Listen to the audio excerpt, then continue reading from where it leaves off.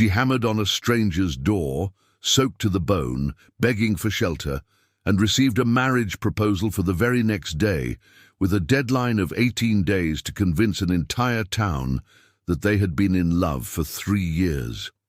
Can you imagine agreeing to marry someone you've never seen in your life, knowing that if the lie is discovered, you both lose everything? Or is it that sometimes 2 desperate lies are the only way to survive in a world of cruel truths? But this actually happened in March of 1996 in rural Tennessee, on a farm called Living Hope, when 2 strangers made a pact that would change the meaning of family forever. If you are enjoying this true story that took place in the American heartland, hit that like button right now, subscribe to the channel, and turn on notifications so you don't miss any emotional stories like this one. Share this with someone who needs to believe that salvation sometimes comes from the most unlikely places. Now, let's continue, because you need to know how it all began. The rain beat violently against the asphalt of Interstate 81 on that night of March 19, 1996. Valerie Moore sat in the back seat of the Greyhound bus, running the line between Washington, D.C. and Knoxville, her hands clutched tightly over her 7-month pregnant belly, her heart beating in a rhythm she couldn't control. Every pair of headlights that appeared in the opposite lane made her entire body tense up. Every time the bus slowed down for a stop, she held her breath, waiting for someone to board looking for her. It had been exactly 15 hours since she had escaped from the Phoenix Sanctuary, a private psychiatric institution located in Bethesda, Maryland, where she had been committed 12 days ago against her will. 12 days that felt like 12 years. 12 days of forced medication, of condescending looks from nurses, of sessions with a psychiatrist who noted down everything she said as if they were the delusions of a disturbed mind. 12 days of repeating to anyone who would listen that she wasn't crazy, that everything she had reported was true, that Harrison Clay really was embezzling federal funds, that she had proof, that the hospitalization was political persecution disguised as medical care. Nobody believed her. Valerie looked out the foggy bus window and saw only darkness, punctuated by the occasional lights of rural properties. She didn't know exactly where she was. She didn't have a plan.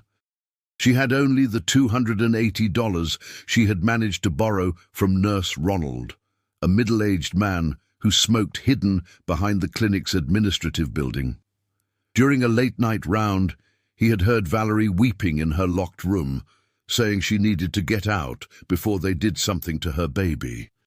Something in her voice must have touched a part of him that was still human, because 3 days later, Ronald appeared with an extra uniform, a key to the back gate, and that crumpled cash. "Run," he had whispered, handing everything over in a plastic bag. "Run and never come back. This place isn't for sane people." And she ran.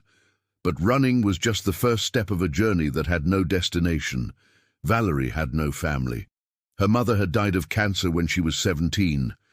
She never knew her father. She was raised by her maternal grandmother, who had passed away 5 years ago, leaving as inheritance only a small apartment in Arlington, which Valerie had sold to pay off college debts. Friends? Harrison had made sure to isolate her from everyone during the 2 years they lived together, co-workers. After she filed a formal whistleblower complaint with the GAO, she was placed on administrative leave for investigation and treated like a traitor by the rest of the team who didn't want to believe one of their own could be corrupt. The bus jolted violently as it hit a pothole, and Valerie grabbed the back of the seat in front of her. Her belly felt heavy.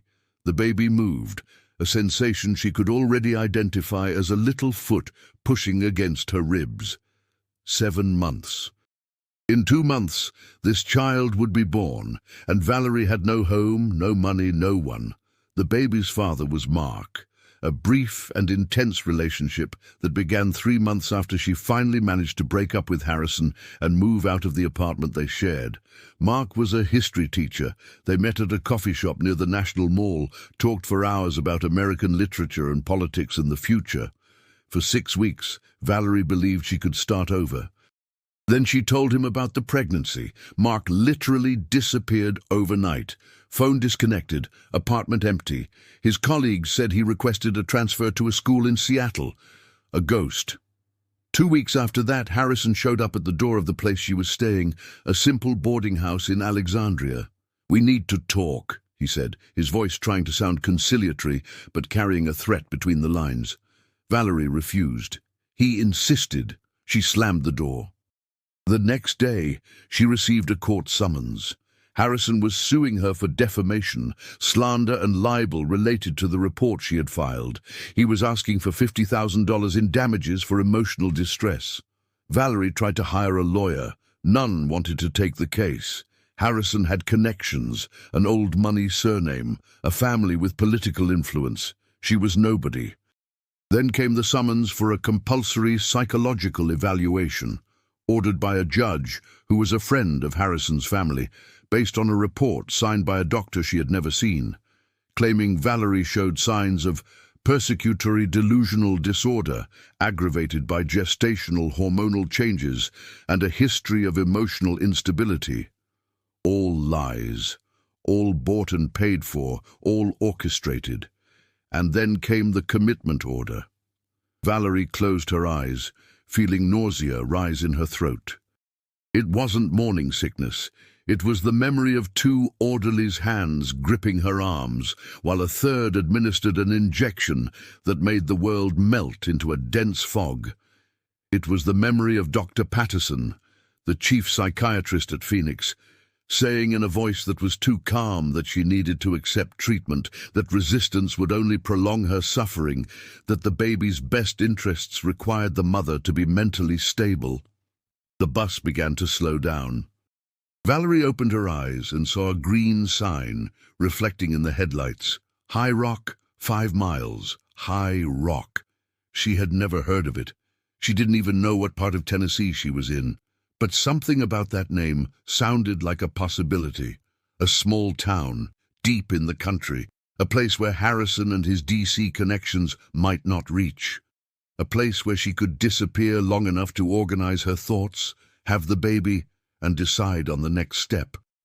She stood up with difficulty, grabbed the backpack that contained only a change of clothes, her documents, and the few dollars that remained, and walked down the narrow aisle to the driver. "I want to get off at the next stop," she asked, her voice trying to sound steady. The driver glanced in the rearview mirror. "Miss, there's no stop until Knoxville. That's another hour." Valerie felt panic rising. "I can't wait. Please, I need to get off now. It's an emergency." The man sighed, looked at her belly and nodded his head.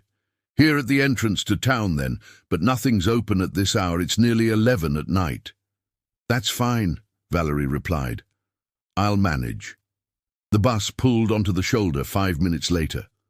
Valerie stepped down into the rain that continued to fall without mercy. The door closed behind her with a pneumatic hiss, and the vehicle continued its journey, leaving her alone in the darkness of the roadside. There were no streetlights, only a sign indicating the entrance to High Rock to the left, a dirt road disappearing between tall trees. Valerie started walking. The rain soaked her hair in seconds. The sweatshirt she was wearing clung to her body. Her sneakers sank into the mud with every step. It was cold. March in the south was a transition season, and that late storm brought a chilly wind that cut the skin. Valerie hugged her belly, trying to protect the baby, as if her arms could create a bubble of warmth in the midst of that deluge. She walked for a time she couldn't measure, 15 minutes perhaps, half an hour. Her legs ached. Her back throbbed with the weight of the pregnancy. She started to feel dizzy. She needed to find shelter. Anything, a house, a barn, even an awning would do. That was when she saw the light. It wasn't a strong light. It was a soft, yellowish glow coming from somewhere beyond the curve of the dirt road. Valerie quickened her pace, almost stumbling, her heart racing with a mixture of hope and fear. As she rounded the bend, she saw a tall wooden gate with a wrought-iron sign on top. Even in the rain and darkness, she could read the letters, Living Hope Farm. The light came from a house atop a small rise, an old construction, colonial style, white siding, shingled roof, wide porch. One window was lit. Someone was awake. Valerie stopped in front of the gate. Her hand trembled as she reached for the latch. For a second, she considered giving up, moving on, looking for the town. But the town was far. The rain was worse. Her strength was failing. And that light in the window seemed like the only promise of humanity for miles. She opened the gate. It creaked loudly, a sound that cut through the noise of the rain. Valerie walked through and began climbing the stone path that led to the house. Every step was a monumental effort. Her breath came in short gasps. When she finally reached the porch steps, she had to lean on the wooden railing to keep from falling. She knocked on the door. 3 hard knocks. She waited. Nothing. She knocked again, harder this time, using her fist. She heard the sound of footsteps on the other side. Slow, hesitant. Then a long silence, as if whoever was inside was weighing whether or not to open it. The door opened, and Valerie found herself facing a man she would never forget. Caleb Drummond was 6 feet tall, with the broad shoulders of someone who works the land, dark brown hair slightly graying at the temples, even though he was only 35.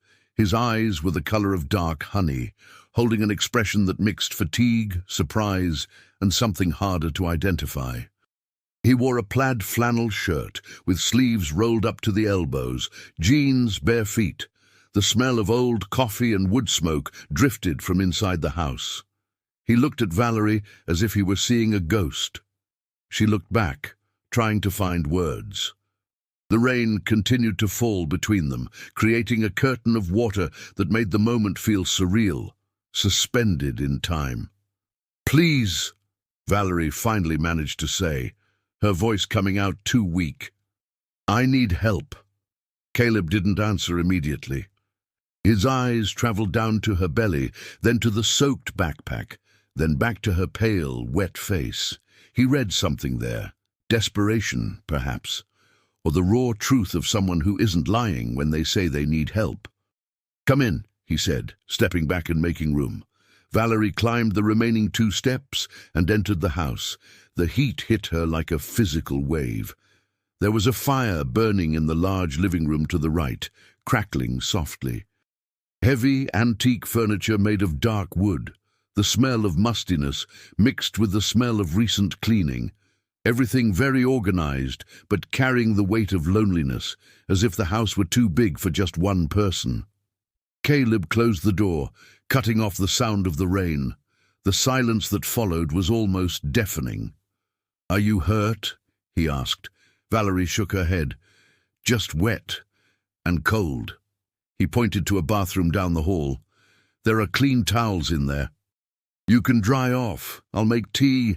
Valerie obeyed like an automaton. She entered the small but spotless bathroom, dried herself as best she could with a fluffy towel that smelled of fabric softener, and wrung out her hair. She looked at her own reflection in the mirror and almost didn't recognize herself. Sunken eyes, pale skin, the expression of a cornered animal, 27 years old, looking 40. When she returned to the living room, Caleb was placing 2 cups of tea on the coffee table in front of the sofa. He gestured for her to sit. Valerie obeyed, her body sinking into the upholstery with immense relief. Her legs stopped trembling. The heat from the fireplace began to melt the ice she felt in her bones. Caleb sat in the armchair on the other side of the table. He wasn't looking directly at her. He was looking at some undefined point on the wall, a thoughtful expression, almost as if he were calculating something. "What is your name?" he asked. "Valerie. Valerie Moore." "Where did you come from, Valerie?" She hesitated. DC. Caleb raised his eyebrows. That's a long way. Do you have family there? No. Friends? No. A place to stay? Valerie closed her eyes. No. Silence fell between them again. Caleb took a sip of tea, his face unreadable. Valerie held the hot cup between her hands, just feeling the warmth spread through her frozen fingers. You're running from someone, Caleb said. It wasn't a question. It was a statement. Valerie felt her throat tighten. I am. Is this person dangerous? Very. Will he come looking for you? If he can, he will. Caleb finally looked directly at her. His honey-colored eyes were intense, piercing, but not threatening. There was something in them akin to understanding, as if he too knew what it was to run from something impossible to face. How far along are you? He asked. 7 months, almost 8. Does the father know where you are? The father disappeared when he found out I was pregnant. Caleb nodded slowly, as if that made sense within some private logic of his. He drank more tea, put the cup back on the table. Then, to Valerie's total surprise, he asked a question that had absolutely no context with what they were discussing. Do you trust me, Valerie? She blinked, confused. I don't know you. Exactly, you don't know me, I don't know you, but you banged on my door in the rain asking for help, and I let you in. That means something. So I'm going to ask you again. Do you trust me? Valerie didn't know what to answer. The question was absurd.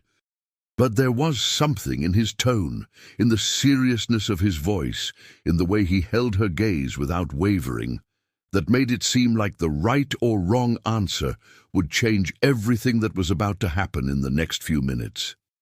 I don't know, she admitted, but I have no choice but to try. Caleb stood up. He walked to an antique desk in the corner of the room, opened a drawer, and took out a yellowish envelope. He came back and placed it on the coffee table between the teacups. Read this, he said. Valerie picked up the envelope with trembling hands. It was open. She pulled the papers out.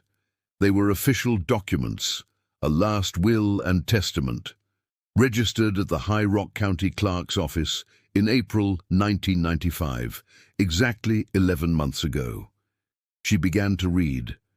It was the will of Augustus Drummond, Caleb's father, who died in July 1995. The first pages were standard: division of assets, bank accounts, investments. But then came a strange clause, highlighted in bold in the middle of page 3. Condition for inheritance of Living Hope Farm. My son, Caleb Augustus Drummond, shall inherit full ownership of Living Hope Farm, including 2,400 hectares, approximately 6,000 acres of land, improvements, machinery and livestock under the following non-negotiable condition. By April 20th, 1996, Caleb must be legally married to a person of his choice and present documentary proof of the union. Should Caleb fail to meet this condition by the stipulated date, the property shall be placed for public auction, and the entirety of the proceeds shall be donated to the Good Hope Institute of Nashville, as specified in Article 12 of this testament. This clause cannot be contested, altered, or annulled. It was established while in full possession of my mental faculties, with the objective of ensuring that my son assumes family responsibilities and ensures the continuity of the Drummond legacy. Valerie read it 3 times to be sure she understood. Then she looked at Caleb, who was standing by the fireplace, arms crossed, expression unreadable. Your father is forcing you to marry? She asked, incredulous. Not exactly, Caleb replied. He gave me a choice. Get married, or lose the farm that has been in the family for 4 generations. He knew I would never sell this land of my own free will, so he created a situation where I would be forced to watch it be sold if I didn't follow his order. But why? Why would he do that? Because my father was a man who believed in structures, traditional family, marriage, heirs, and I never showed interest in any of that. So he decided to force me, a posthumous revenge, eternal punishment. Valerie looked at the document again. April 20th, 1996. She did a quick mental calculation. Today was March 19th. That's 32 days away, she whispered. No, Caleb corrected. 31 days. It's past midnight. She felt her heart accelerate. And you aren't married? No. No girlfriend. Never had one. Prospects? None. Why not? You still have a month. You could have found someone, talked to them, explained the situation. Caleb laughed humorlessly.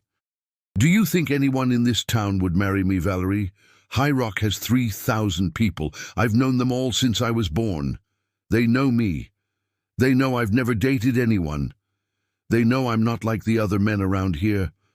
If I showed up now, on the eve of the deadline, asking for a sudden wedding, it would be obvious that it's for the inheritance. The will requires a real marriage, not fraud. If it's proven I married just to inherit, the clause is void. But then you're going to lose everything. Caleb nodded. I am, unless a miracle happens. He let the sentence hang in the air for a long second. Then he walked over to where Valerie was sitting and knelt beside the sofa to be at eye level with her. His honey-colored eyes locked onto her green ones with an intensity that made Valerie hold her breath. And then a miracle happened, Valerie. You showed up at my door. She didn't understand. I don't follow. You aren't from here. Nobody knows you. You're pregnant, so the union would seem real because there's already a baby involved. You have nowhere to go, so it's not financial interest on your part, it's survival. And you arrived at exactly the right moment, in the last possible month, as if fate placed you here. Valerie felt the air leave her lungs when she finally comprehended where this was going. No, she stammered, shrinking back. You can't be suggesting what I think you're suggesting. Nate, Caleb didn't look away.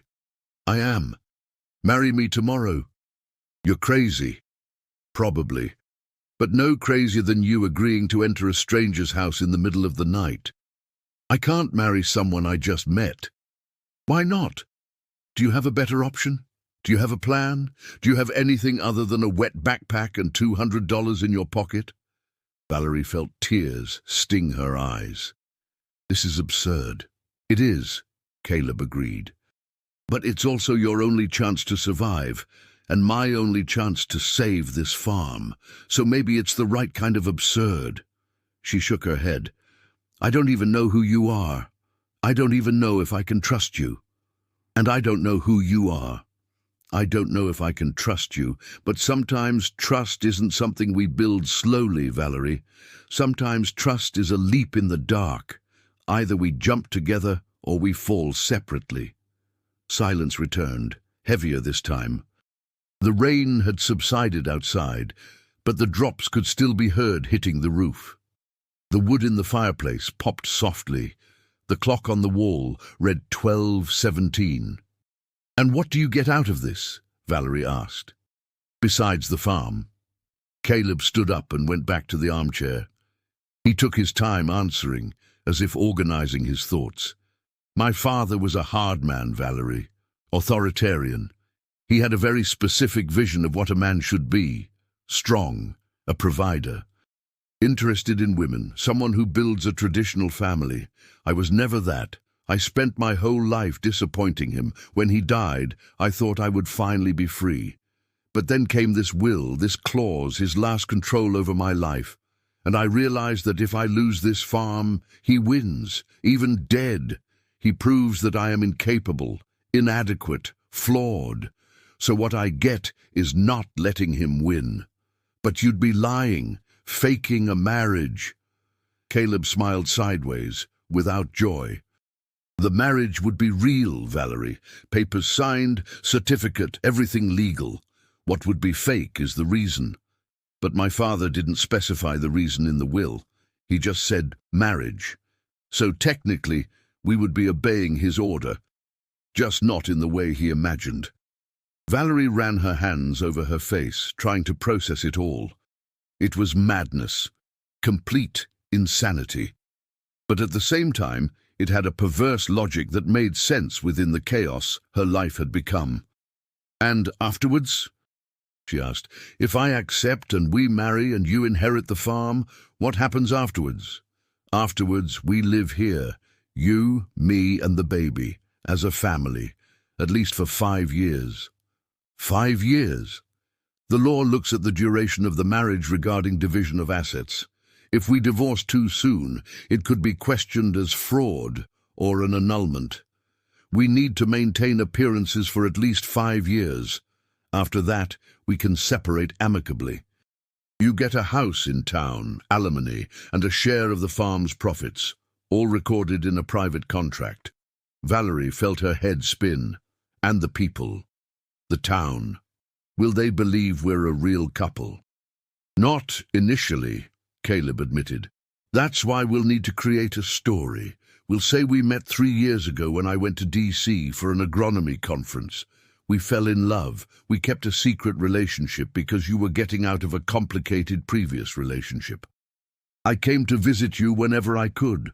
When you found out about the pregnancy, we decided to go public, but you were stopped by a violent ex-partner. You managed to run. You came here. Now we're going to make it official. And the proof? Photos? Witnesses? We'll create them. I have a photographer friend in Nashville who can doctor old photos. I have receipts from trips I actually took to DC in recent years.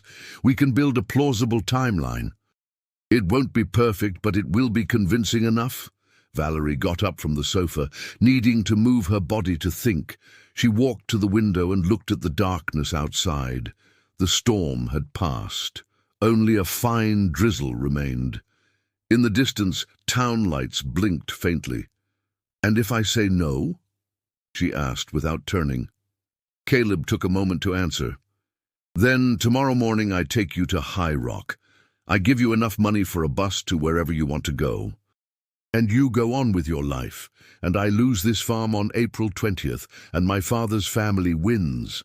And if I say yes? If you say yes, tomorrow at 9 in the morning, we will be at the High Rock County Clerk's office signing papers. At 10 in the morning, you will be Valerie Drummond, and we will have 31 days to convince this entire town that we are the most in-love couple that ever existed." Valerie finally turned to face him. "You realize how insane this is?" "I do." "You realize we're betting everything on a lie?" "I do. But sometimes, Valerie, a well-told lie is truer than poorly explained truths." She wanted to laugh, or cry, or both. She looked at this strange man she had just met making a proposal that no sane person should accept. But she wasn't a sane person anymore. She was a woman running from a powerful stalker, pregnant and broke, without family and without a future. She was a person who had 2 choices: accept madness or choose certain ruin. She looked at her own belly. She felt the baby move, as if offering an opinion on the decision. "If I accept, there are rules," she said. Caleb nodded. "Name them." "This is a business arrangement, not a real marriage. Separate rooms, no physical or romantic expectations of any kind." "Agreed. My son will be registered with the biological father's name left blank. You won't be forced to assume legal paternity. That might look suspicious. It would be better if I assumed it, but no real obligation beyond the paper." Valerie hesitated, but agreed. "And the farm. Everything decided about it we decide together. Equal partnership." "Partners," Caleb corrected. "But yes. And when it ends, when the 5 years are up, I want total freedom. No contesting, no messy lawsuit. A clean divorce. You'll have it. I'll have everything drawn up in a contract." Valerie took a deep breath.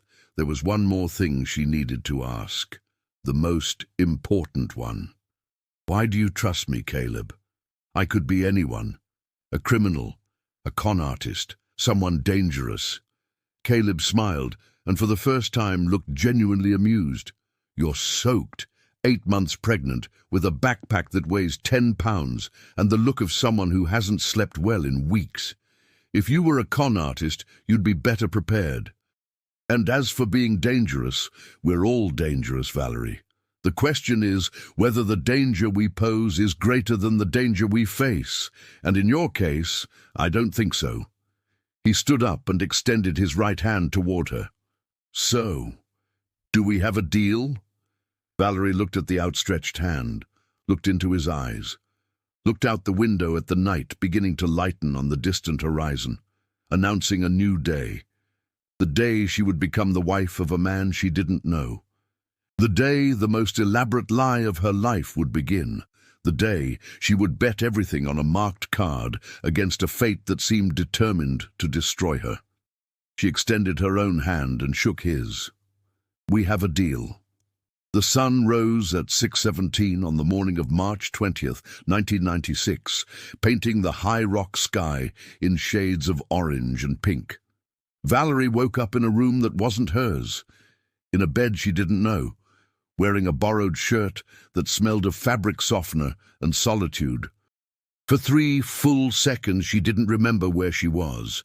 Then memory returned like a cold wave. The escape, the rain, the door, the man, the impossible proposal, the deal.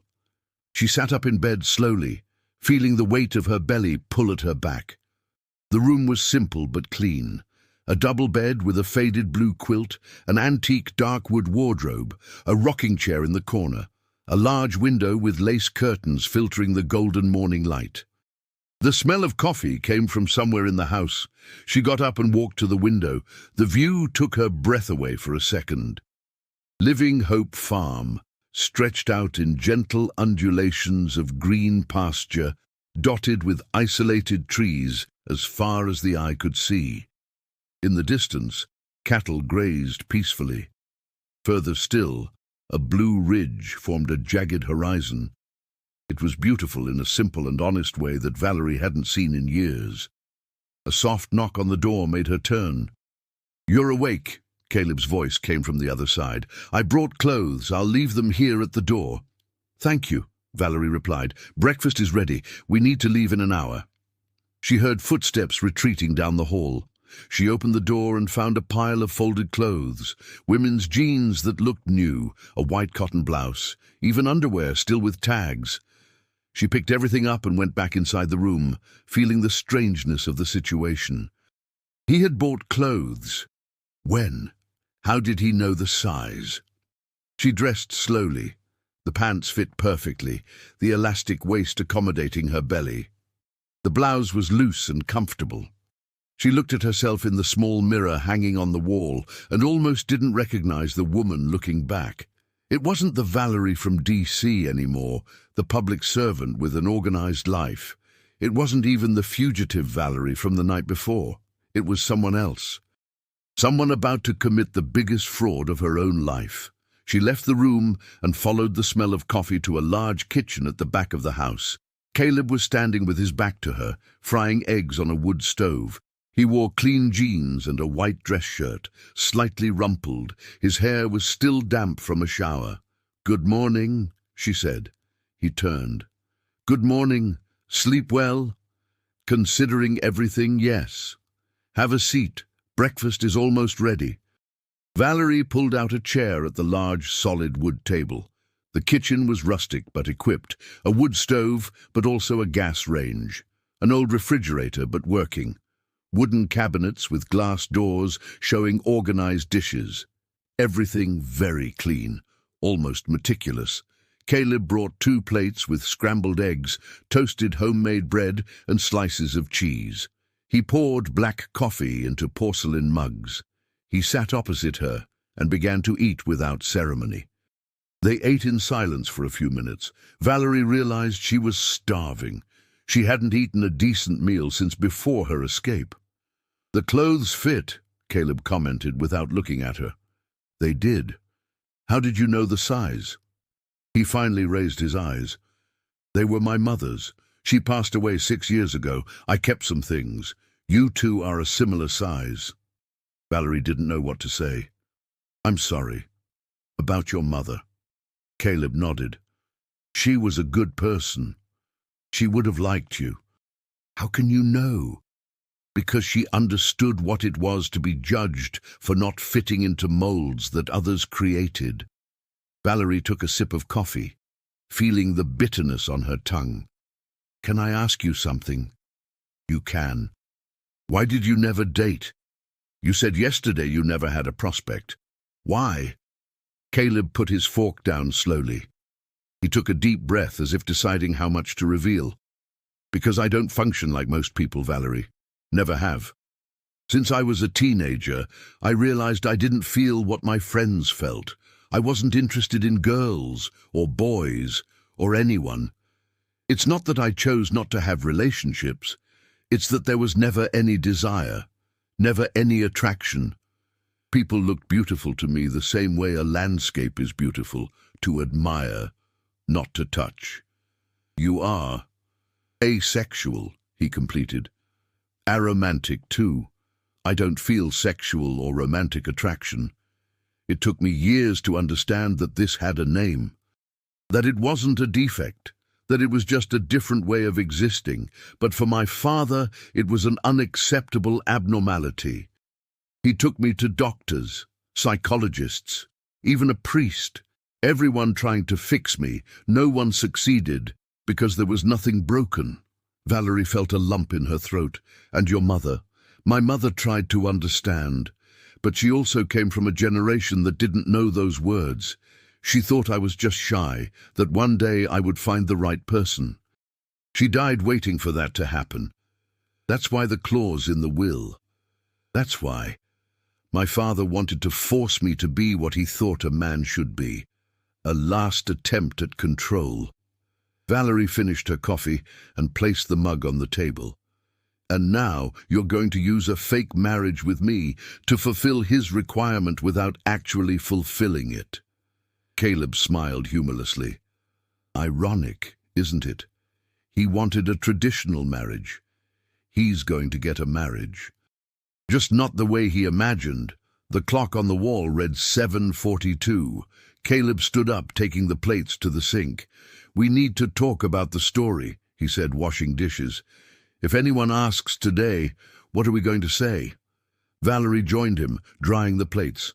They spent the next half hour constructing an elaborate lie, details, dates, places, how they met in November 1993 at an agronomy conference in D.C., where Valerie was providing administrative support. First casual conversation in the coffee line, exchanging numbers, calls, his visits to D.C. whenever possible. A discreet relationship because Valerie was getting out of a complicated marriage and didn't want exposure. Pregnancy discovered in August 1995. Decision to go public, but stopped by the violent ex. The escape, refuge at the farm. Marriage, finally. They memorized it all, repeated it until it sounded natural, corrected inconsistencies. By 8:30, they were ready. "Let's go," Caleb said, grabbing the truck keys. The High Rock County Clerk's office was on Main Street, an old two-story building with peeling yellow paint. Caleb parked in front at 8:55. There was still no movement on the street. A few shops starting to open. A bakery on the corner smelling of fresh bread. They entered together. The clerk, Mr. Wallace, a man in his 60s with thick-lensed glasses, was organizing papers behind the counter. He raised his eyes when they entered, and an expression of absolute surprise took over his face. "Caleb Drummond?" "Good morning, Mr. Wallace." "Boy, it's been a while. What brings you here?" Caleb placed a hand on the small of Valerie's back in a gesture that seemed surprisingly natural. "I'm here to register a marriage." The silence that followed was eloquent.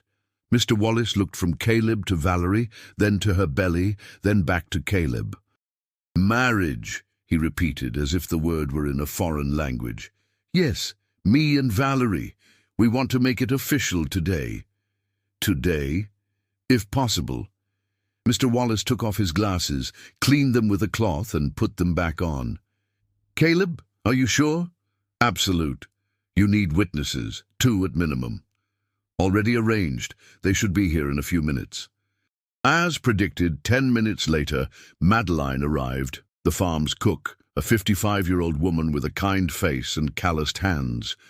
And old Dom, The oldest hand, a thin 67-year-old man with sun-cured skin. Both were the only employees left at Living Hope, and the only ones Caleb trusted completely. Madeline hugged Valerie as if she had known her for years. "Welcome, child," she whispered. "Everything will be all right." Mr. Wallace made them sign papers. Many papers. Birth certificate, proof of residence, affidavit of marital status. Everything was verified and stamped and filed with bureaucratic slowness. During the whole process, Valerie felt her hands shaking. She was really doing this, signing a contract of lies that would change her whole life. Finally, Mr. Wallace proclaimed in a solemn voice that seemed to carry silent judgment, "By the power vested in me by the state, I declare you husband and wife." There was no kiss. There was no embrace, just a handshake between them and a forced smile. They left the clerk's office at 10:26. Officially married. Valerie Drummond. A name that sounded strange in her own head.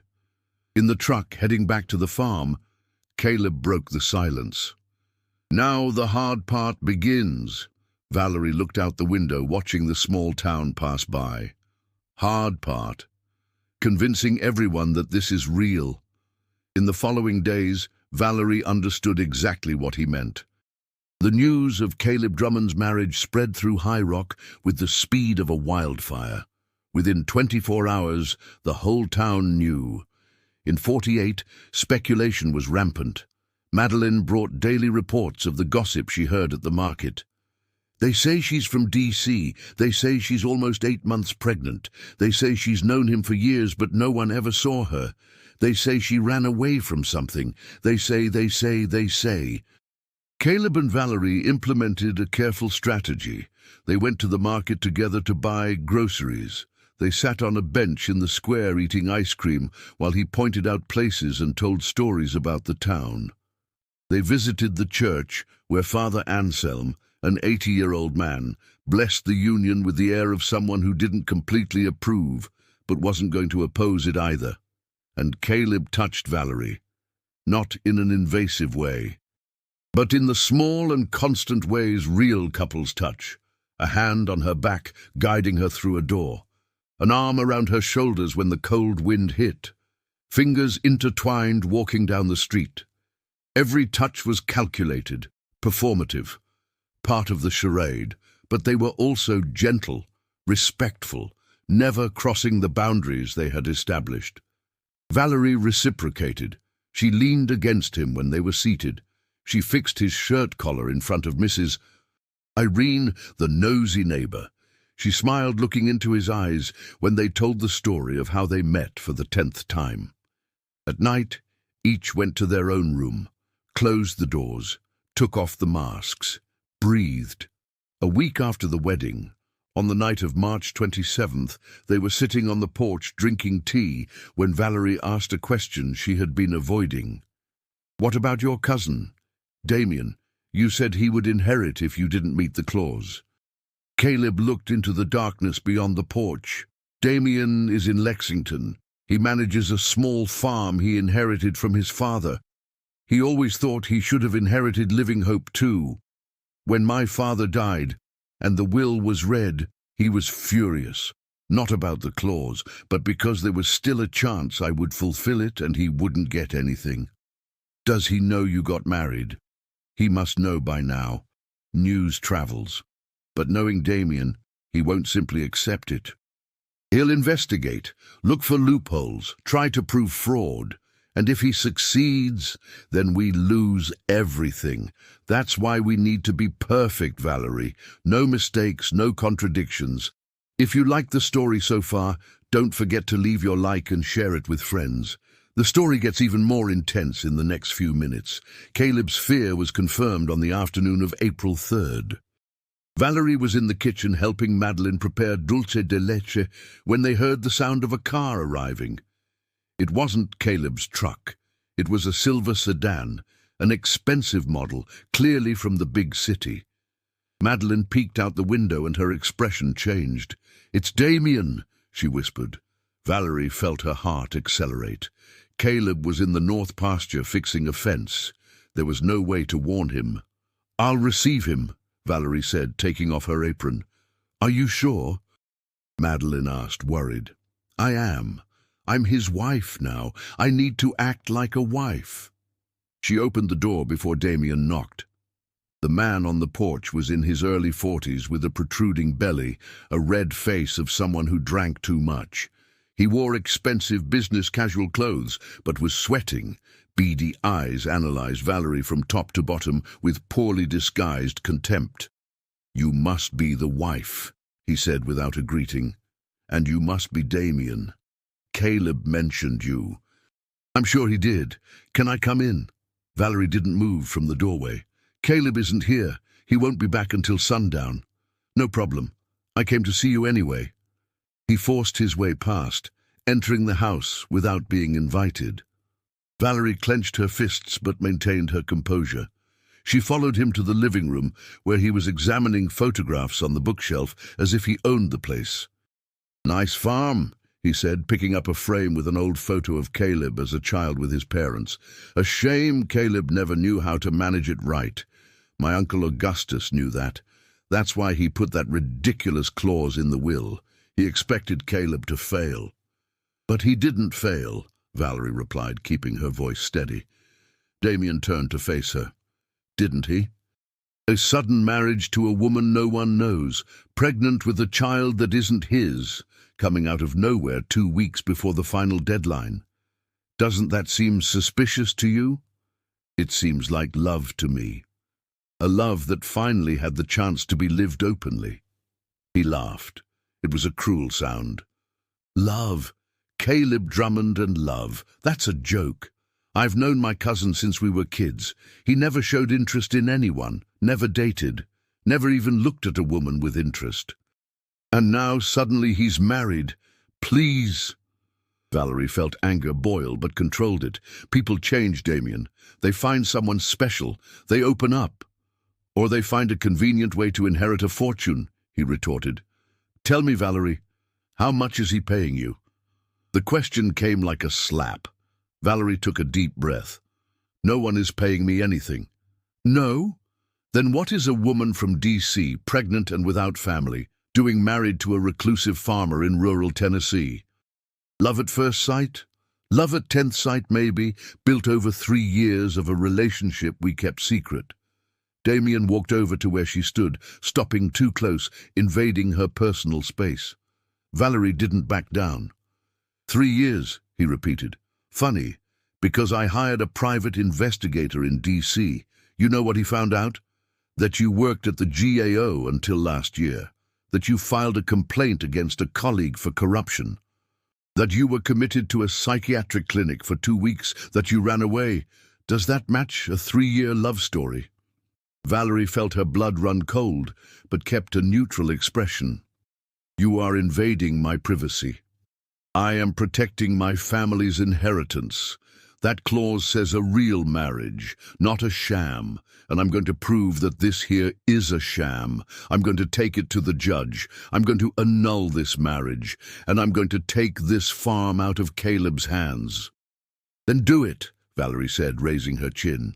"Go to the judge, present your suspicions, but know that every word you just said can be used as harassment and defamation. I have witnesses. Madeline heard everything from the kitchen. And when Caleb finds out you broke into our home, threatened his pregnant wife, he won't be happy." Damien narrowed his eyes. "You're smart, I'll give you that. But smarts don't change facts. I'm going to find out the truth. And when I do, you're going to regret getting involved in this." He left, slamming the door. Valerie waited to hear the car engine fade away before letting her legs give out. She sat on the sofa, trembling. Madeline appeared from the kitchen. "He's a snake in the grass, child, always has been. He knows, Madeline, about D.C., about the clinic, about everything. Knowing and proving are different things. But what if he proves it? What if he finds evidence? Records from the clinic, witnesses, anything that contradicts our story?" Madeline sat beside her, holding her hands. "Then you deal with that when it happens. But for now, you have a solid story, witnesses, a marriage certificate, and most importantly, you have each other.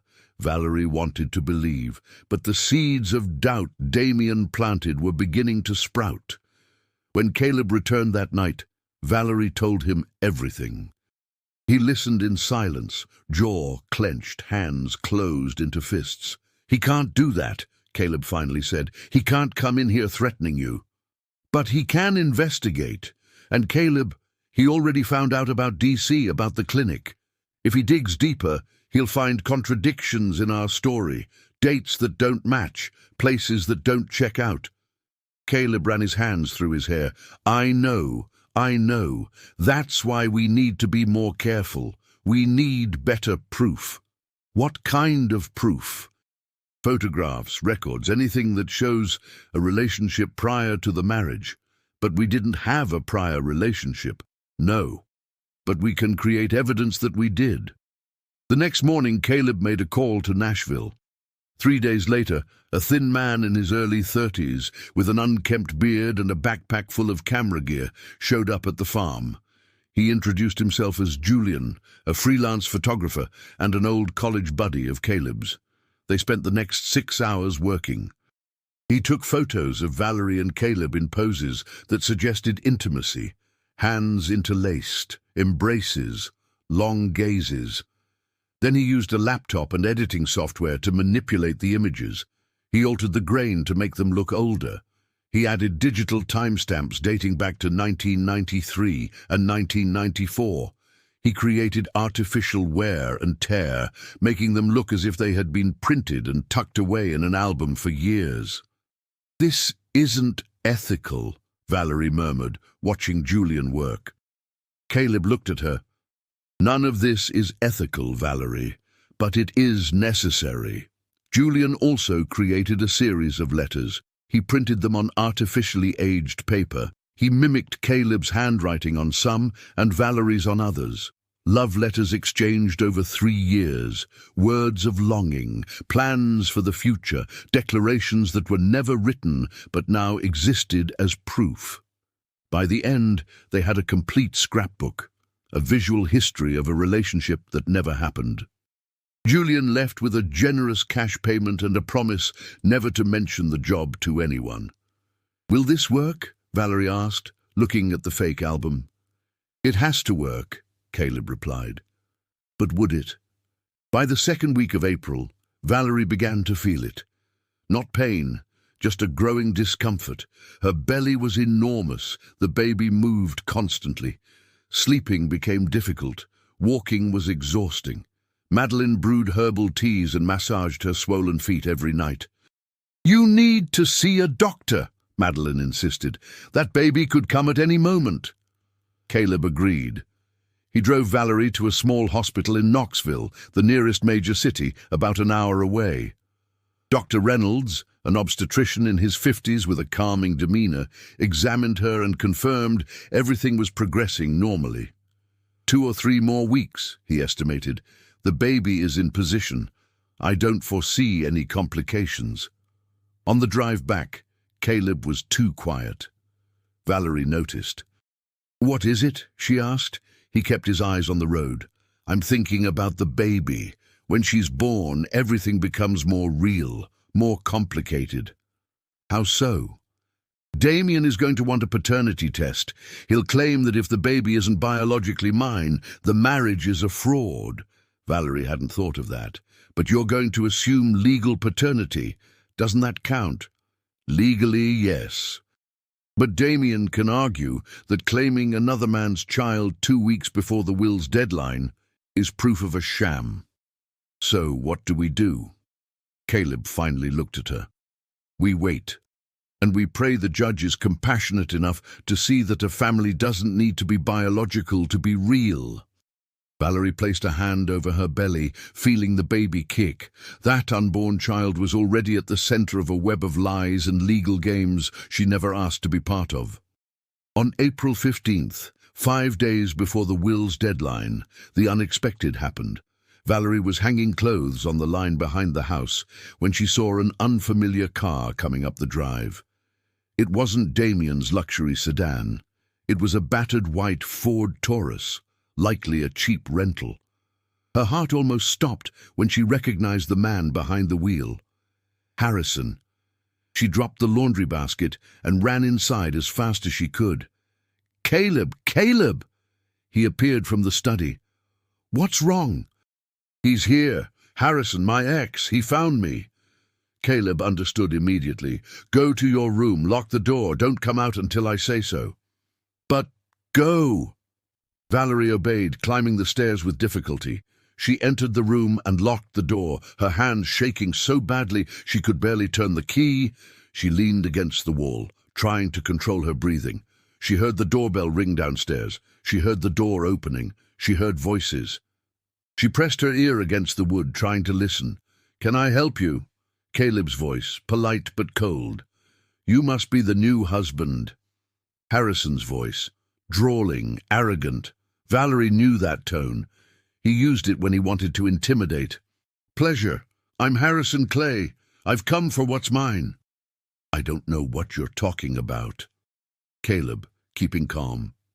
"Valerie, my fiancée. She fled necessary medical treatment. She is mentally unstable. Dangerous to herself and the child she carries.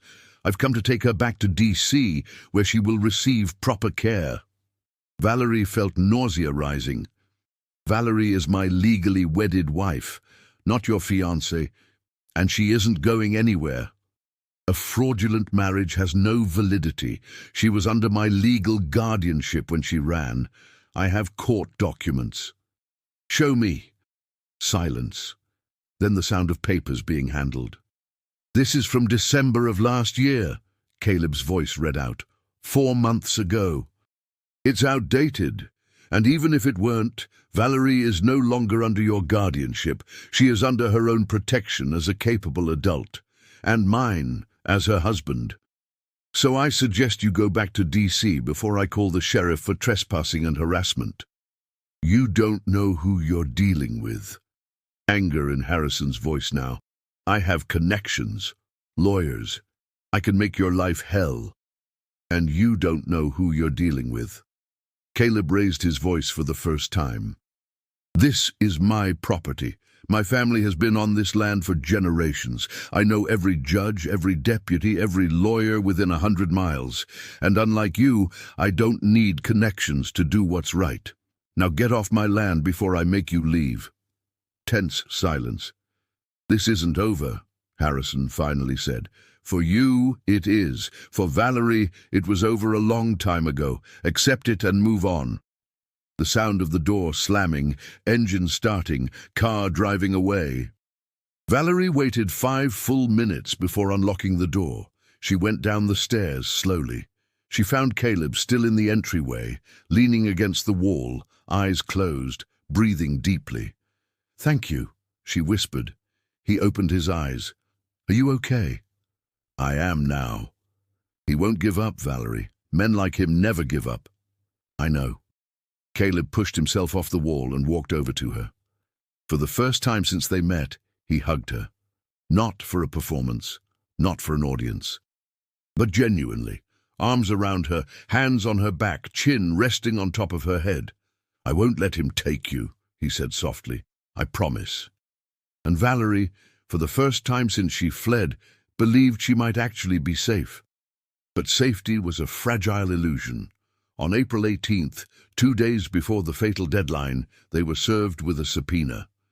Damien was suing to annul the marriage, alleging fraud. The first hearing was set for May 10th, a demand to present proof of a prior relationship.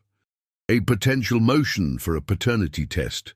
And worse, Harrison had joined the lawsuit as a witness, alleging that Valerie was mentally unstable and incapable of legal consent for marriage. 2 enemies now, united against them.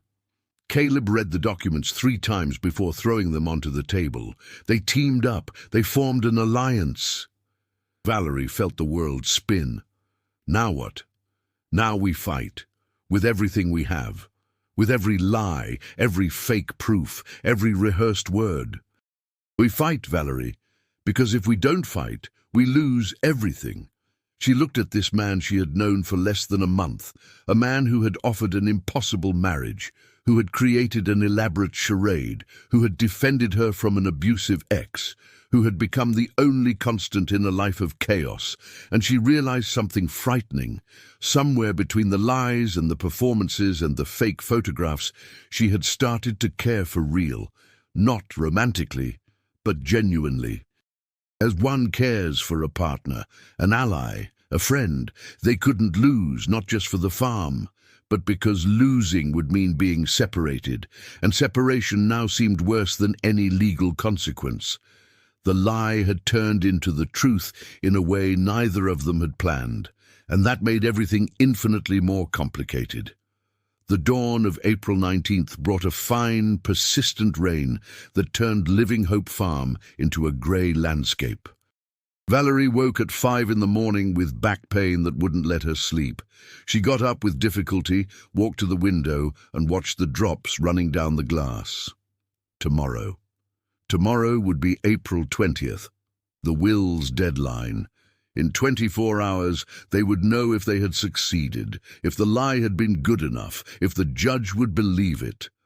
But there was a bigger problem now. The hearing set for May 10th. Damien and Harrison united. Investigators digging into the past. Contradictions waiting to be exposed. She went down to the kitchen, finding Caleb already awake, sitting at the table with a cup of cold coffee in front of him, papers scattered across the entire surface. He hadn't slept. It was obvious from his red eyes, the stubble on his face, the crumpled shirt. "You stayed up all night," Valerie said, pouring coffee for herself. "I'm trying to find a way out, some way to win this case without everything falling apart." "And did you find one?" Caleb looked at her with an expression Valerie had learned to recognize. It was a look of contained defeat. "No. Every scenario I imagine ends with the truth being exposed." Valerie sat beside him. She looked at the papers. They were legal documents, scribbled notes, timelines trying to find coherence where there was none. "Maybe the truth isn't so terrible," she said softly. "It's fraud, Valerie. Fraudulent marriage for inheritance. That's a crime. We wouldn't just lose the farm.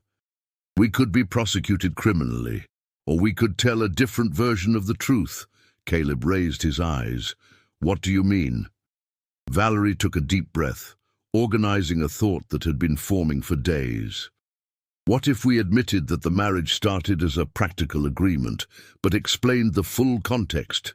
Me running from a stalker who used the psychiatric system to silence me. You trying to save your family land from a cruel clause. Two desperate strangers making a pact for mutual survival. It's not a traditional love story, but it is a story of real partnership. No judge would accept that. Maybe they would, if it were told the right way, with the whole truth, without trying to hide anything, just explaining that sometimes family forms in non-traditional ways, and that doesn't make it any less legitimate. Caleb shook his head. "It's too risky. Riskier than keeping up the lie until we get caught." He didn't answer, but Valerie saw that the seed had been planted. That afternoon, Madeline arrived from town with worrying news. The private investigator hired by Damien had been in High Rock asking questions. He talked to store owners, churchgoers, clerks at the county office, asking about Caleb, about his history, about previous relationships. "He also found out you were in D.C., Madeline added. "He must have talked to people who know Valerie, former co-workers maybe." "They did. So they're going to find contradictions," Valerie concluded. "They're going to find out no one ever saw us together before, that no one knew about a secret relationship." Caleb slammed his fist on the table, making the cups jump. "It's not fair. None of this is fair. My father had no right to do this, to force me this way." "But he did," Valerie said, "and now we need to decide how to respond. Do we keep lying, or do we tell the truth?" The discussion was interrupted by something unexpected. Valerie felt warm liquid running down her legs. She looked down to see a puddle forming on the hardwood floor. For a second, she didn't understand. Then comprehension hit like a wave. "Caleb, my water broke." Instant panic. Madeline shouting instructions, Caleb running to get the truck keys, Valerie being ushered outside as contractions began. They weren't strong yet. Just a rhythmic tightening announcing that the process had begun. The trip to the hospital in Knoxville was an eternity compressed into 52 minutes. Caleb drove too fast, hands gripping the steering wheel until his knuckles turned white. Valerie breathed as Madeline had taught her, hands holding her belly, trying not to think about the absurd timing. One day before the deadline, the baby deciding to be born at exactly the worst possible moment. They arrived at the hospital at 4:40 p.m. Dr. Reynolds was waiting, already alerted by a call from Madeline. They took Valerie straight to the delivery room. Caleb tried to follow, but a nurse stopped him. "Sir, the father can come in only when we're ready." "I am the father," Caleb replied. The nurse looked at Valerie, seeking confirmation. Valerie, between contractions that were now coming stronger, nodded. "He is the father. Let him in." And Caleb went in. The labor lasted 6 hours. 6 hours of pain Valerie never imagined possible. 6 hours of Caleb holding her hand, wiping her sweat, whispering encouragement. He didn't have to do that. Their agreement didn't include being present at the birth, but he was there, firm and constant. At 10:53 p.m. on April 19, 1996, the baby was born. A girl, 7 pounds, 1 ounce, dark hair, closed eyes, crying with powerful lungs. The nurse placed the baby in Valerie's arms, and the world stopped. Everything stopped. All the fear, all the lies, all the desperation evaporated in the presence of that tiny life. Valerie looked at her daughter and felt a love so immense it physically hurt. She looked at Caleb and saw tears running down his face. He was looking at the baby with an expression of total awe. "She's perfect," he whispered. "Yeah." "What are you going to call her?" Valerie didn't need to think. "Helena. It means light, because she brought light when everything was dark." "Helena," Caleb repeated. "Helena Drummond." The name sounded right, complete. Dr. Reynolds asked for the birth certificate information. Mother's name, Valerie Moore Drummond. Father's name, Caleb Augustus Drummond. Date, April 19, 1996. Place, Knoxville, Tennessee. Officially, legally, Helena was their daughter, both of theirs. They returned to Living Hope Farm at 2 in the morning on April 20th. Madeline had prepared a nursery during the hours they were gone. An antique crib restored, washed clothes, everything ready to receive Helena. Valerie put her daughter to sleep in the crib and stood watching her. Caleb was beside her, also watching. "Today is the day," he said softly. "The deadline ends at midnight. We made it." "We made it," Valerie repeated, but it didn't sound like a victory. It sounded like the beginning of something bigger and more complicated. In the following days, life became a whirlwind, learning to care for a newborn. Sleepless nights, breastfeeding, constant crying, endless diapers. Valerie was exhausted, body aching from birth, mind foggy from sleep deprivation. But Caleb helped, in ways that surprised them both. He got up in the middle of the night when Helena cried. He changed diapers. He rocked the baby, singing songs he invented, not because he was obligated, but because he wanted to. Madeline watched it all with a knowing smile. "You two are a real family now," she commented one afternoon while making soup for Valerie. "It might have started strange, but it turned real." Valerie didn't disagree. Something had changed with Helena's birth. The business arrangement had transformed into something deeper. Partnership, companionship, a family built on non-traditional foundations, but solid nonetheless. Reality returned with a vengeance on May 2nd. A registered letter arrived. Confirmation of the hearing for May 10th. A demand for witnesses and evidence. A notification that the district attorney's office would be notified to investigate potential criminal fraud. Caleb read it and ran a hand over his face. Preparation time is over. Now it's real. Valerie was nursing Helena in the living room armchair. She looked at her daughter, then at Caleb. We need to decide on a final strategy. Do we continue with the lie, or do we tell the truth? Caleb sat on the sofa opposite her. He stayed silent for a long time, just watching Helena nurse. Finally, he spoke. If we lie and get caught, we lose everything and could still be criminally prosecuted. If we tell the truth from the start, at least we have a chance that the judge understands the context and shows leniency. Then we tell the truth, the whole truth, all of it, about the agreement, about the desperation, about how Helena was born into this situation, about how family can be chosen even when circumstances are strange, and if it doesn't work. Valerie looked directly into his eyes. Then at least we will have been honest, and that's worth something. They spent the next few days preparing, not memorizing lies, but organizing the truth, a real chronology of events, admission of the initial agreement, explanation of the context that led to the decision, documentation of how the situation had evolved since the marriage. They also hired a lawyer, Attorney Fiona Lopez from Nashville, a specialist in family law, a 40-year-old woman with a reputation for pragmatism and compassion. When she heard the full story, she fell silent for a long minute. This is the most unusual case I've ever taken, she admitted, but not unprecedented. Marriages of convenience are legally recognized provided there is mutual consent and they do not harm third parties.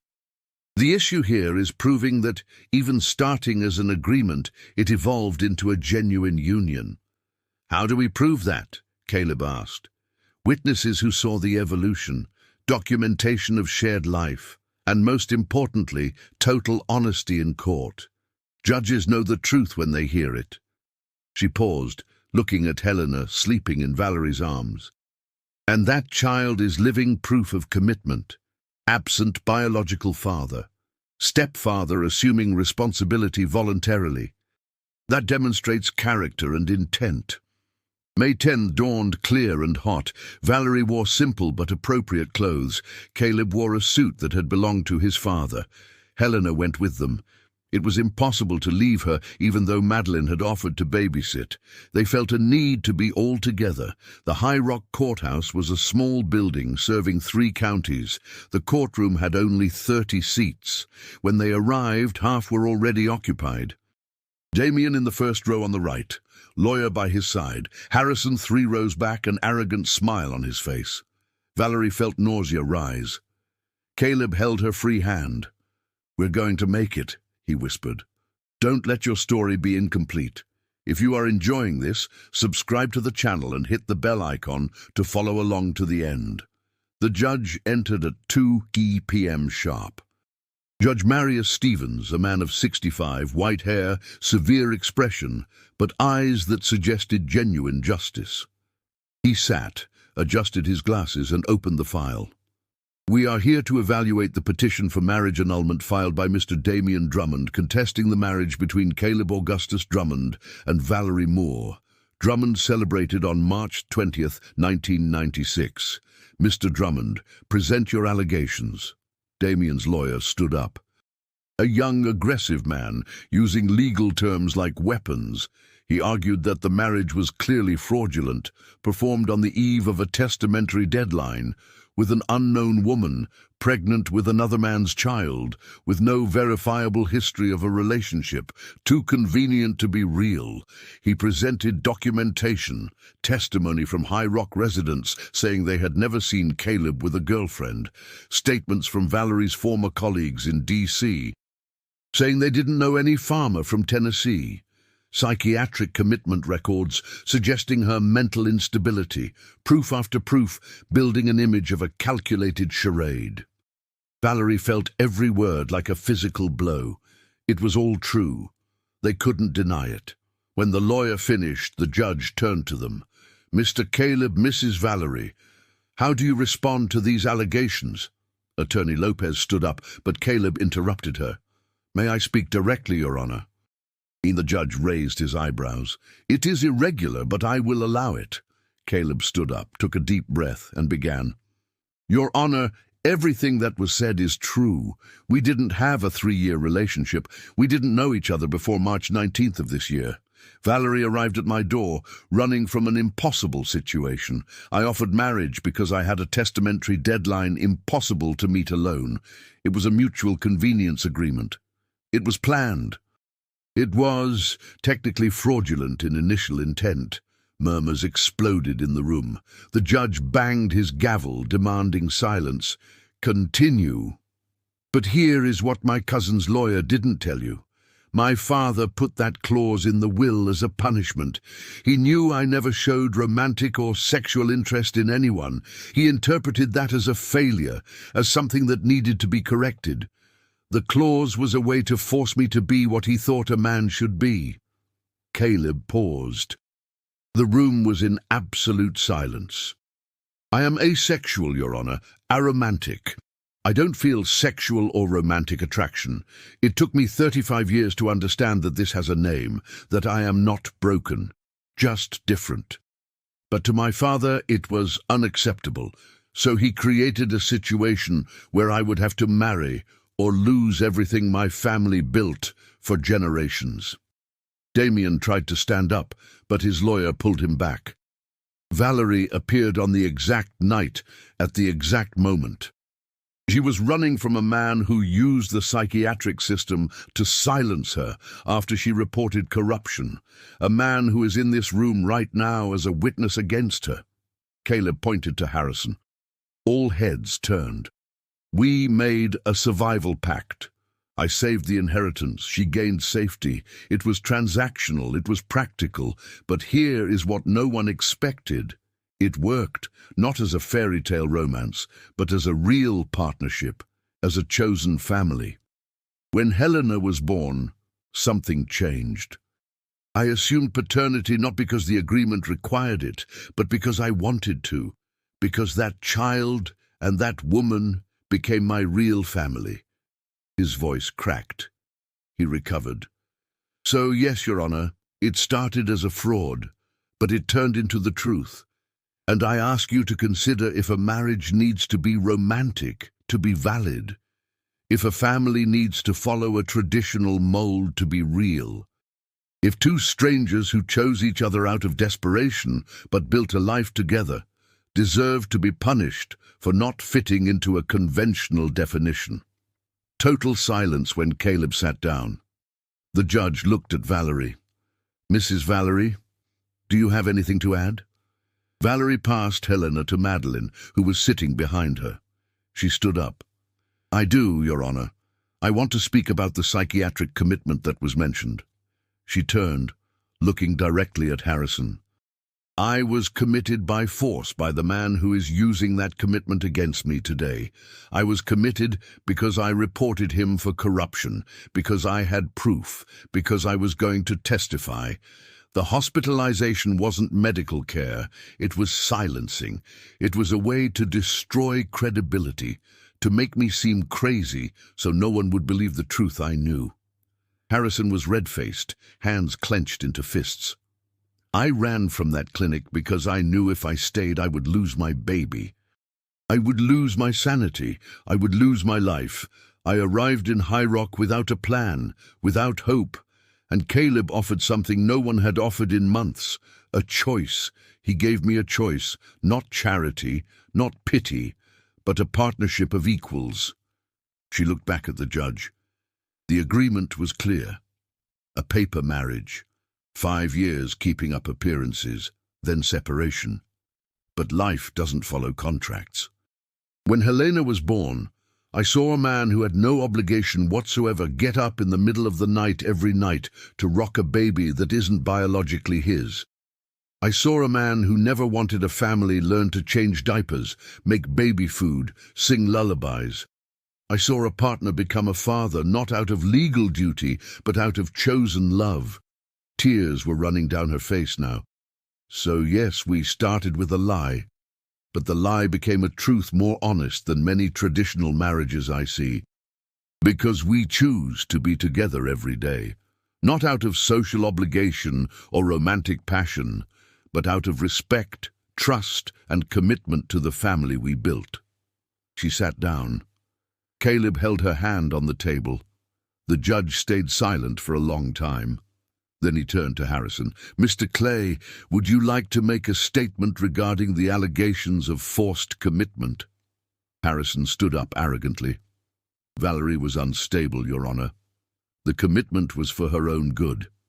"Do you have medical documentation proving necessity?" Harrison hesitated. "I have a psychiatric evaluation performed by a doctor who examined the patient personally." Long pause. "No, it was based on reports." "Reports provided by you?" "Yes." The judge wrote something down. "You may sit." Then he turned to Damien. "Mr. Damien, what is your real interest in this lawsuit?" Damien stood up. "Protecting the family inheritance, Your Honor." "Inheritance that wouldn't be yours anyway if your cousin fulfilled the will's clause. But the clause required a real marriage, not a fraud. Define a real marriage." The question caught Damien off guard. "Marriage for love. Traditional.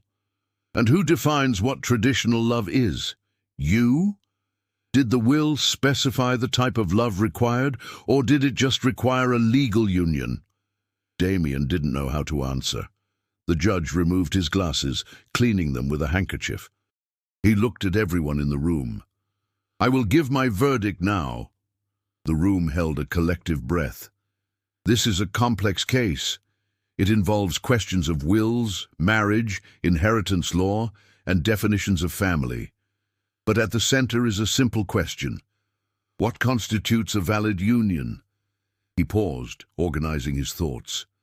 Mr. Augustus Drummond's will required his son to marry by a specific date.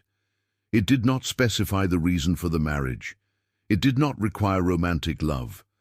It did not determine the type of relationship. It required only a legal union. Another pause.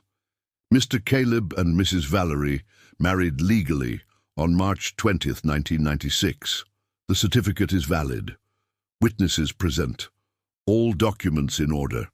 Since then, they have lived together, shared responsibilities, raised a child together. Technically and practically, they fulfill the definition of marriage. Damien tried to protest, but the judge raised a hand. The fact that the marriage started as a practical agreement does not invalidate it. Many marriages throughout history were arranged, negotiated based on convenience. That did not make them less legal, and frankly, the honesty with which this couple admitted the circumstances demonstrates more integrity than many who lie about eternal love while signing divorce papers years later. He put his glasses back on. As for the allegation of Mrs. Valerie's mental instability, I see no valid evidence.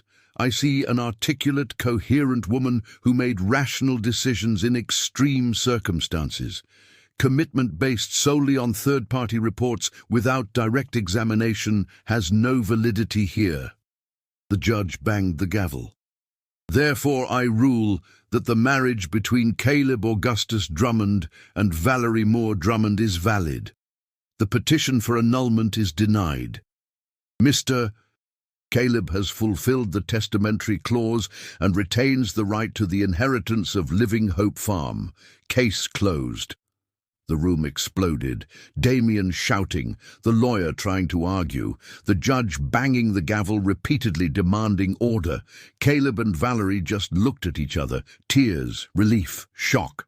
They had won, not through a perfect lie, but through an imperfect truth honestly told. They left the courthouse under the gaze of half the town, some shocked, others curious. A few, like Madeline and old Dom, proud. In the truck heading back home, Helena sleeping in the car seat, Valerie finally spoke. I can't believe it worked. Me neither, Caleb admitted. But it worked. Now what? Now we live the truth we created.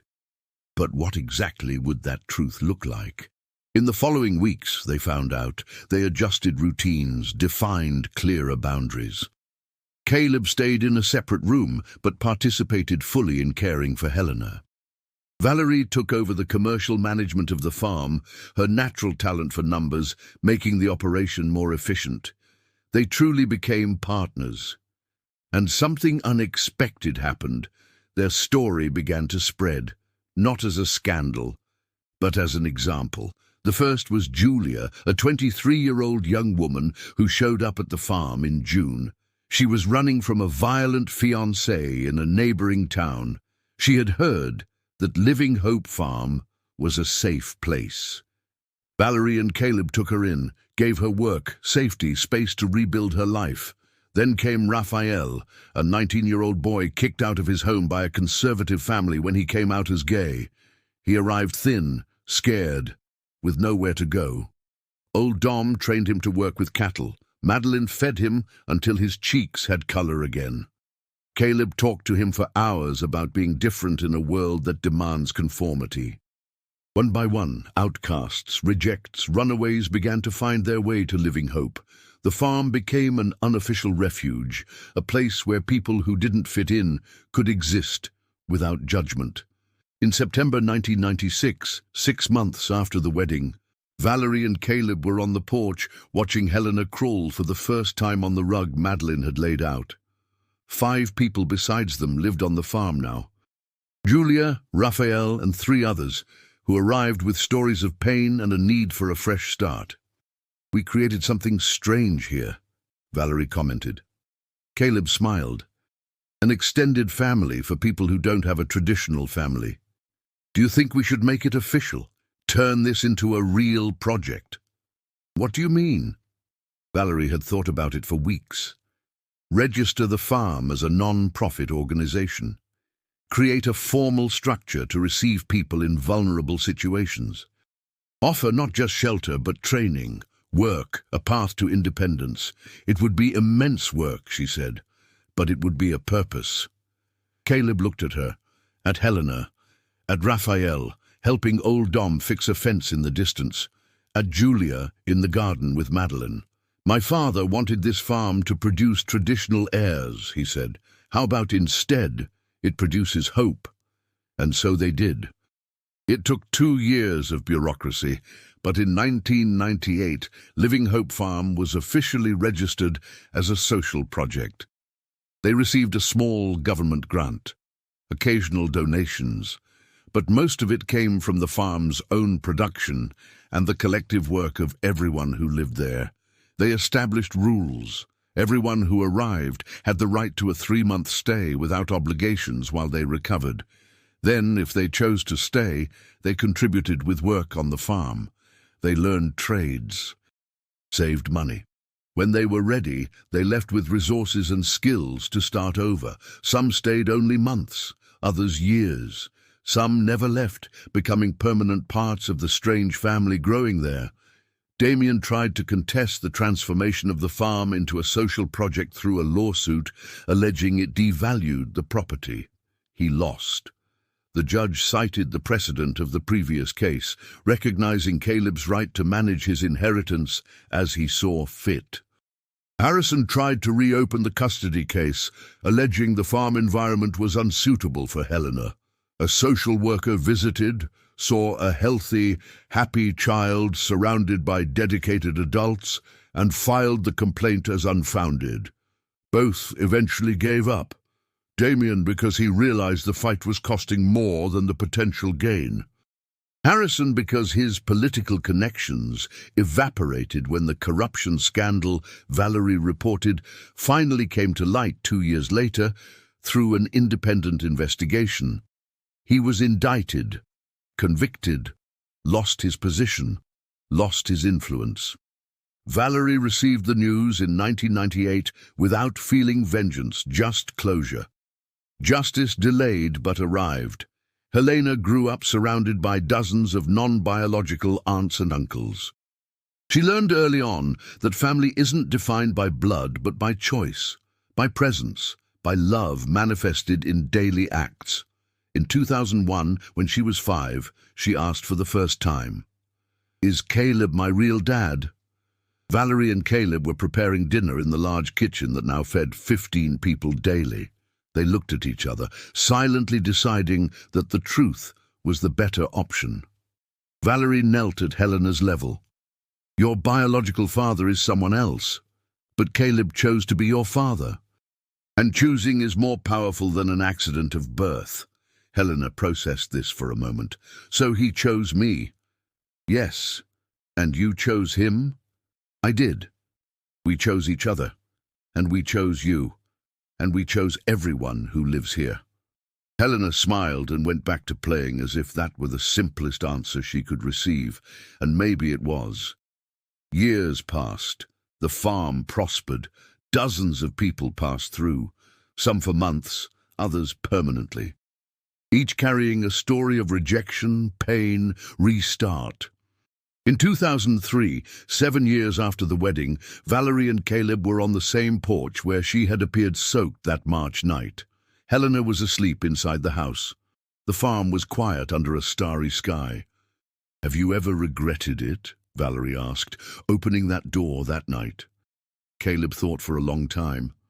"No, it was the most impulsive and best decision I ever made." "And you? Regret knocking?" Valerie looked at the farm that had become home, at the life she had built on top of a desperate agreement, at the strange and beautiful family that existed because two strangers chose to trust when logic said not to trust. Not for a second. They never developed a romantic relationship, never wanted to. Caleb remained asexual, aromantic, happy in his own skin.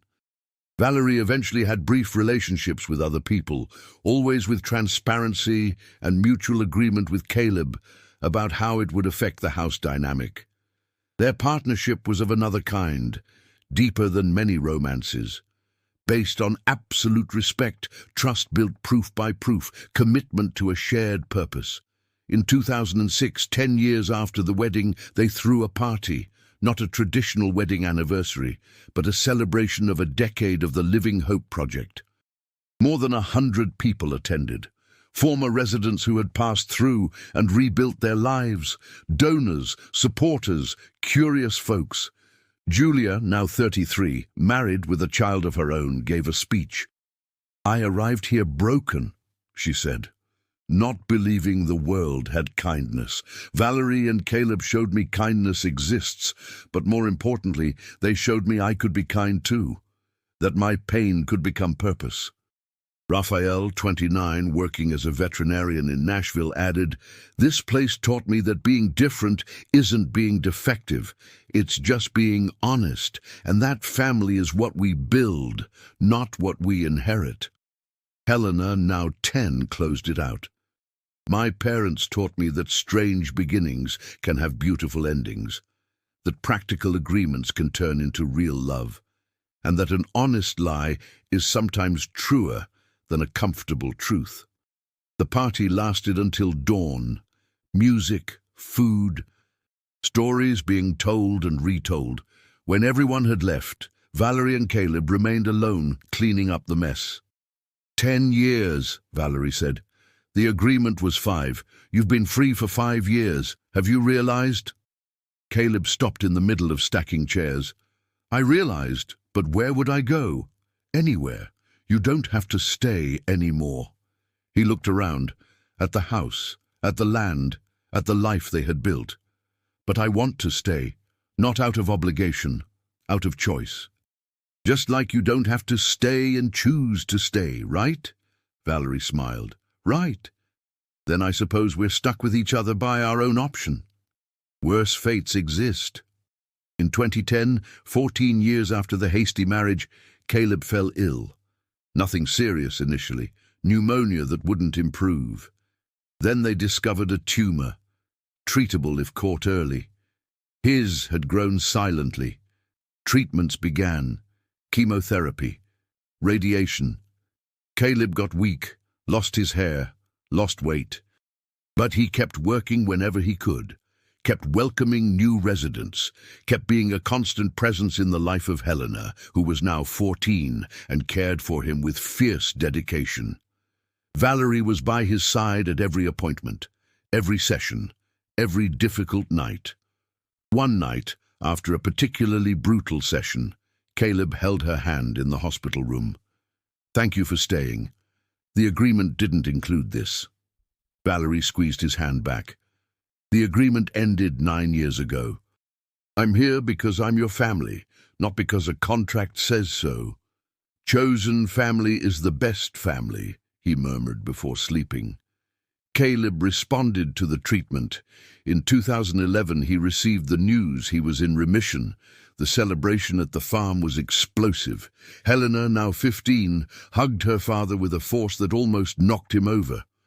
"You can't leave. You haven't taught me everything yet." Caleb laughed. "Impossible to teach everything.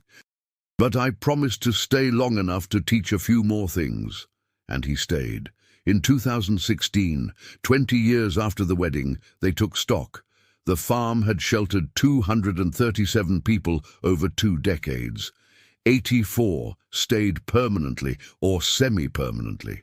153 passed through, rebuilt, moved on. Statistics that represented lives, stories, second chances. Helena was 20, studying social work in Knoxville, but coming back every week to help on the farm. She already talked about taking over management eventually. Valerie was 47, hair starting to grey, worry lines around her eyes.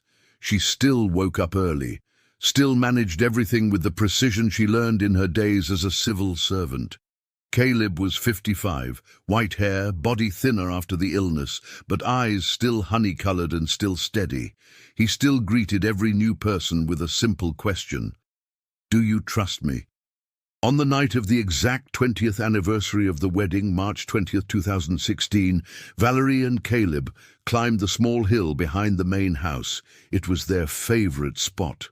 Panoramic view of the whole farm.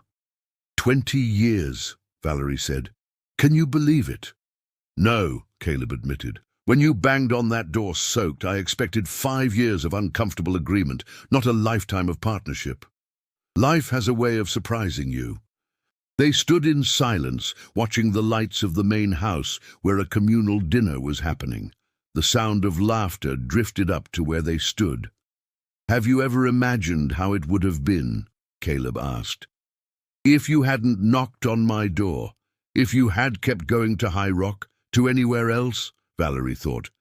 "Probably would have survived, found a way to carry on, but wouldn't have lived this, wouldn't have built this. And I would have lost the farm," Caleb continued. "Damien would have inherited, or it would have been auctioned off, and none of this would exist. None of the 237 people would have found refuge here. Then I suppose a moment of desperation created waves that reached far beyond us. It's comforting to think so, that even our worst moments can generate something good if they meet the right person at the right moment." They walked down the hill together, entered the house where the extended family waited, with a ridiculously large cake and candles they couldn't blow out without everyone's help. Helena made a toast. "To strange beginnings and beautiful endings, to agreements that turn into love, to the family we choose." Everyone toasted. Caleb lived until 2023, 72 years old. He died in his sleep after a full day of work on the farm he loved. Helena officially took over management. Valerie remained active, but passed on more responsibilities. The legacy continued. At the funeral, 200 people attended. Some Caleb had known for decades, others for weeks, all with stories of how he changed trajectories. Raphael, now almost 50, spoke. "Caleb taught me that I didn't need to be what others expected, that I could be exactly who I was and still have a purpose." Julia, 60, added, "He taught me that kindness doesn't need a reason other than being right." Valerie couldn't speak. She just stood beside the coffin, holding the hand of Helena, who cried silently. Later, when everyone had gone, Valerie stayed alone in the small cemetery where Caleb was buried near his parents. "Thank you for opening that door," she whispered. "Thank you for asking an impossible question. Thank you for 27 years of the most honest partnership I've ever known."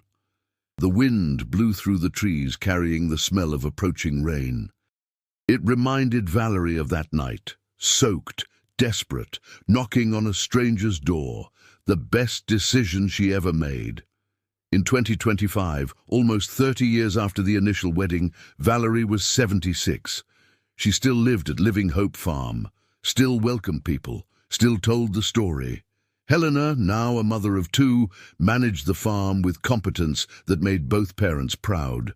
The project had expanded, partnerships with the government, national recognition, a model for similar organizations in other states, but the essence remained the same. A safe place for people who don't fit, family for those who lost family, a second chance for those who thought chances had run out. And it all started with a desperate question on a rainy night. Can I stay here? And an impossible answer that changed everything. You can, but we're going to do something no one expects. We're going to get married tomorrow and build a lie so honest it turns into the truth. Valerie died in 2027 at 78, surrounded by Helena, grandchildren, dozens of people she helped over decades. Her last words were simple.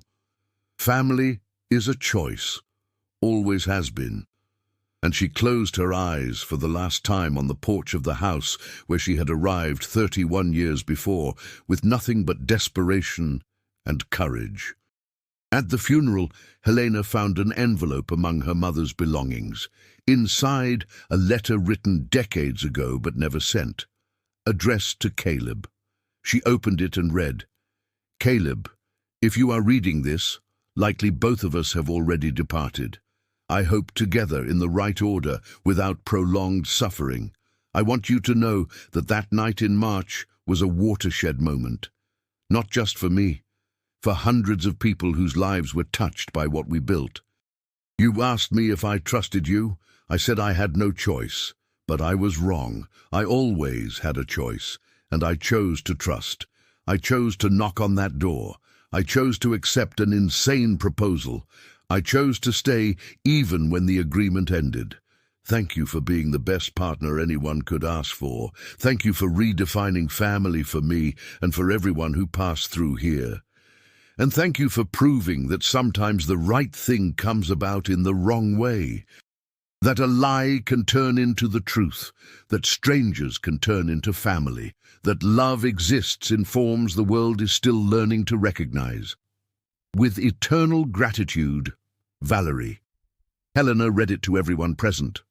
There wasn't a dry eye. Today, Living Hope Farm continues operating. Helena getting older, grandchildren assuming responsibilities, great-grandchildren running through the same fields where Valerie arrived soaked decades ago.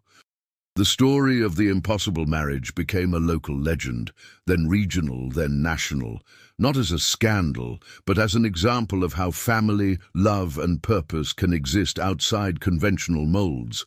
And it all started with a simple question on a stormy night. Can I stay here?